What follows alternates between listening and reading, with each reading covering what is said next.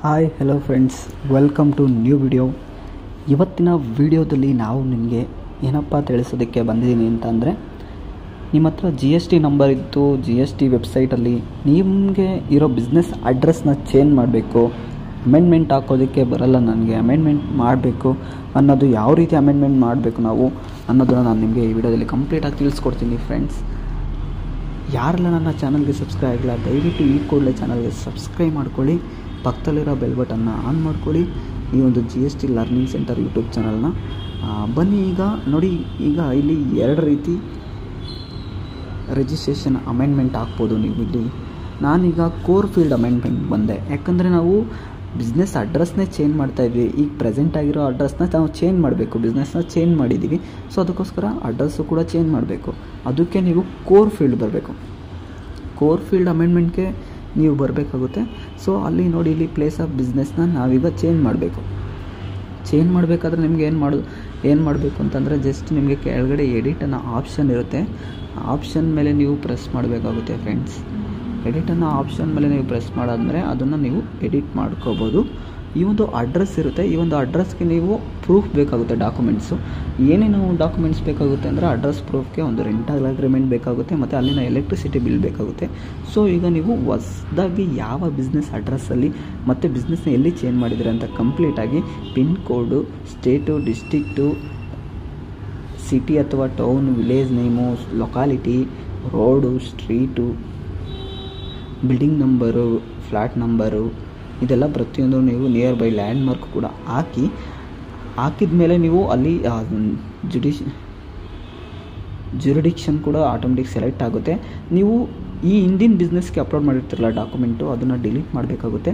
Delete ಮಾಡಿ ಹೊಸದಾಗಿ ಹೊಸ ಬಿಸ್ನೆಸ್ಗೆ ಮಾಡಿರುವಂತಹ ರೆಂಟಲ್ ಅಗ್ರಿಮೆಂಟ್ನ ನೀವು ಅಪ್ಲೋಡ್ ಮಾಡಬೇಕಾಗುತ್ತೆ. ಫ್ರೆಂಡ್ಸ್, ಸೊ ಅಪ್ಲೋಡ್ ಮಾಡಿದಾಗ ನೀವು ಇಲ್ಲಿ ರೆಂಟಲ್ ಅಗ್ರಿಮೆಂಟ್ನ ಅಪ್ಲೋಡ್ ಮಾಡಿ.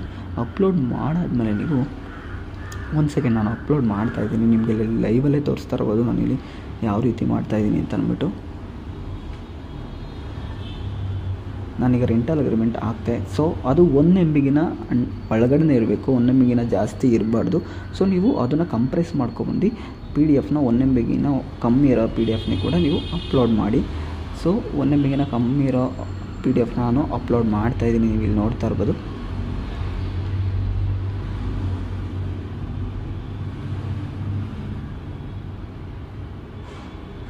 ಒಂದು ಸೆಕೆಂಡ್ ಇರಿ. ಆಮೇಲೆ ಅದೊಂದು ಫೈಲ್ ನೇಮ್ನ ನೀವು ಸೇವ್ ಮಾಡ್ಕೊತೀರಲ್ಲ, ಅಲ್ಲಿ ನೀವು ಡಾಟ್ ಇರಬಾರ್ದು. ಅದರಲ್ಲಿ ಕರೆಕ್ಟಾಗಿ ಯಾವ ನೇಮಲ್ಲಿ ಸೇವ್ ಮಾಡಿರ್ತೀರೋ ಅದೇ ನೇಮಲ್ಲಿ ನಿಮ್ಮ ಬಿಸ್ನೆಸ್ ನೇಮ್ ಏನಿರುತ್ತೋ ಅದರಲ್ಲೇ ರೆಂಟಲ್ ಅಗ್ರಿಮೆಂಟ್ ಅಂತ ಅಂದ್ಬಿಟ್ಟು ಸೇವ್ ಮಾಡ್ಕೊಂಡಿರಿ.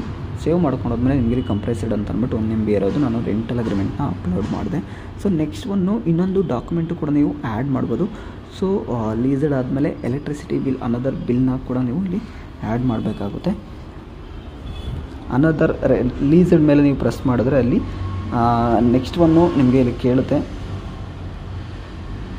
ಎಲ್ಲಪ್ಪ ಅಂತಂದರೆ ಜಸ್ಟ್ ಮೇಲ್ಗಡೆ ರೆಂಟಲ್ ಅಗ್ರಿಮೆಂಟ್ ಮತ್ತು ಅಲ್ಲಿ ಸೆಲೆಕ್ಟ್ ಮಾಡಿದ್ರಲ್ಲ, ಅಲ್ಲಿ ನೀವು ಎಲೆಕ್ಟ್ರಿಸಿಟಿ ಬಿಲ್ ಹಾಕಿದ್ರೂ ಕೂಡ ನಿಮಗೆ ತುಂಬಾ ಇಂಪಾರ್ಟೆಂಟ್ ಆಗುತ್ತೆ. ಡೇಟ್ ಆಫ್ ಅಮೆಂಡ್ಮೆಂಟ್, ಯಾವ ಡೇಟಲ್ಲಿ ನೀವು ಅಮೆಂಡ್ಮೆಂಟ್ ಮಾಡ್ತಾಯಿದ್ದೀರೋ ಅದನ್ನು ನೀವು ಅಮೆಂಡ್ಮೆಂಟ್ ಮಾಡ್ಕೊಳ್ಳಿ. ನೀವು ಇಲ್ಲಿ ರೀಸನ್ ಬರೀಬೇಕಾಗುತ್ತೆ. ಏನಂತ ರೀಸನ್ ಬರೀತೀರಾ ಅಂತಂದರೆ, ಬಿಕಾಸ್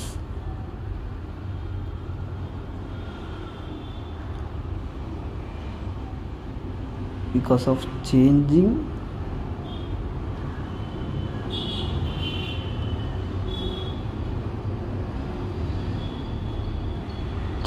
ಓಲ್ಡ್ ಅಡ್ರೆಸ್ ಅಂತ ನಾವು ಬರೆದ್ರೆ ಆಗುತ್ತೆ, ಅಥವಾ ಚೇಂಜಿಂಗ್ ಮೈ ಓಲ್ಡ್ ಅಡ್ರೆಸ್ ಅಂತಲೂ ಬರೆದ್ರೆ ಆಗುತ್ತೆ. ಡೇಟ್ ಆಫ್ ಅಮೆಂಡ್ಮೆಂಟ್ ಹಾಕಿದ್ರೆ ಅದಾದಮೇಲೆ ಇನ್ನೊಂದು ಫೈಲು ಕೂಡ ನೀವು ಅಪ್ಲೋಡ್ ಮಾಡಬೇಕಾಗುತ್ತೆ, ರೆಂಟ್ ಅಥವಾ ಲೀಸ್ ಅಗ್ರಿಮೆಂಟು. ಇಲ್ಲಿ ಆಟೋಮೆಟಿಕಲಿ ಇದು ಸೆಂಟರ್ ಜುರಿಡಿಕ್ಷನ್ ಆಟೋಮೆಟಿಕಲಿ ಅದು ಸೆಲೆಕ್ಟ್ ಆಗಿರುತ್ತೆ, ಯಾಕಂದರೆ ಈಗಾಗಲೇ ನಿಮಗೆ ಯಾವುದು ಜುರಿಡಿಕ್ಷನ್ ಬಿದ್ದಿರುತ್ತೋ ಅದು ಅಲ್ಲಿಗೆ ಹೋಗುತ್ತೆ ಅದು.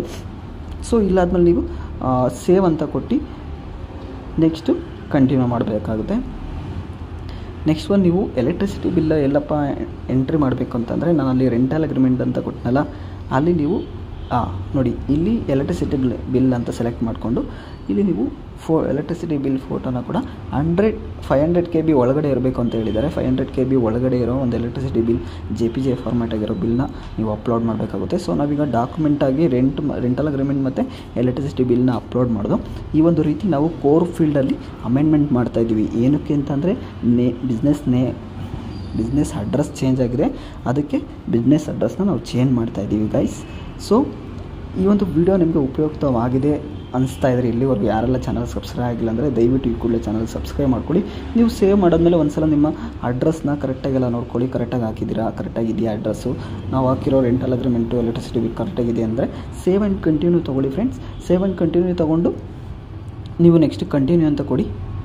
ಕಂಟಿನ್ಯೂ ಅಂತ ಕೊಟ್ಟಾದಮೇಲೆ ಜಸ್ಟ್ ಅಲ್ಲಿ ಕ್ಲಿಕ್ ಮಾಡಿಬಿಟ್ಟು ವೆರಿಫಿಕೇಷನ್ಗೆ ಕ್ಲಿಕ್ ಮಾಡಿಬಿಟ್ಟು ಆ ನೇಮು ಯಾರ ಹೆಸರಲ್ಲಿ ಇರುತ್ತೋ ಅವ್ರ ಹೆಸರಿಗೆ ಒಂದು OTP ಹೋಗುತ್ತೆ. ಪ್ಲೇಸ್ ಹಾಕಿ, ಪ್ಲೇಸ್ ಹಾಕಿದ್ಮೇಲೆ ಬೆಂಗಳೂರು ಅಂತ ನೀವು ಯಾವ ಪ್ಲೇಸಲ್ಲಿ ರಿಜಿಸ್ಟ್ರೇಷನ್ ಮಾಡ್ಕೊತಾ ಇದ್ದೀರೋ ಅದನ್ನು ಪ್ಲೇಸ್ ಹಾಕ್ಬಿಟ್ಟು ಸಬ್ಮಿಟ್ ವಿತ್ EVC ಅಲ್ಲೊಂದು OTP ಬರುತ್ತೆ. ಆ ಒಂದು OTP ಹಾಕಿ ನೀವು ಸಬ್ಮಿಟ್ ಮಾಡಿದ್ರೆ ನಿಮಗೆ ಅಮೆಂಡ್ಮೆಂಟ್ ಹಾಕಿದ್ದೀವಿ. ಈ ಒಂದು ಅಮೆಂಡ್ಮೆಂಟ್ನ ನೀವು ಯಾವ ಸ್ಟೇಟ್ ಜುರಿಡಿಕ್ಷನ್ಗೆ ಹೋಗುತ್ತೋ ಅವರು ಚೆಕ್ ಮಾಡ್ತಾರೆ. ನಿಮ್ದೇನಾದರೂ ಕರೆಕ್ಟಾಗಿ ಹಾಕಿರೋ ಪ್ರೂಫ್ ಎಲ್ಲ ಕರೆಕ್ಟಾಗಿದೆ ಅಂತ ಅಂದ್ಬಿಟ್ಟು ಐಡೆಂಟಿಫೈ ಮಾಡಿ ಅವರು ಮುಂದಿನ ಪ್ರೊಸೀಡನ್ನು ಮಾಡ್ತಾರೆ. ನೀವು ಈ ಒಂದು ಅಮೆಂಡ್ಮೆಂಟ್ ಹಾಕಿದ ತಕ್ಷಣ ನಿಮಗೆ ARN ನಂಬರ್ ಬರುತ್ತೆ, ಅದನ್ನು ಇಟ್ಕೊಂಡು ನೀವು ಡೈಲಿ ಸ್ಟೇಟಸ್ನ ಚೆಕ್ ಮಾಡ್ಕೋಬೋದು. ವಿತಿನ್ 15 ಡೇಸ್ ಒಳಗಡೆ ನಿಮಗೆ ಇದ್ರ ಬಗ್ಗೆ ಕ್ಲಾರಿಫಿಕೇಷನ್ ಆದರೂ ಕೊಡ್ತಾರೆ, ಇಲ್ಲಾಂದರೆ ಅವ್ರು ಕಂಪ್ಲೀಟ್ ಮಾಡ್ತಾರೆ. Thank you.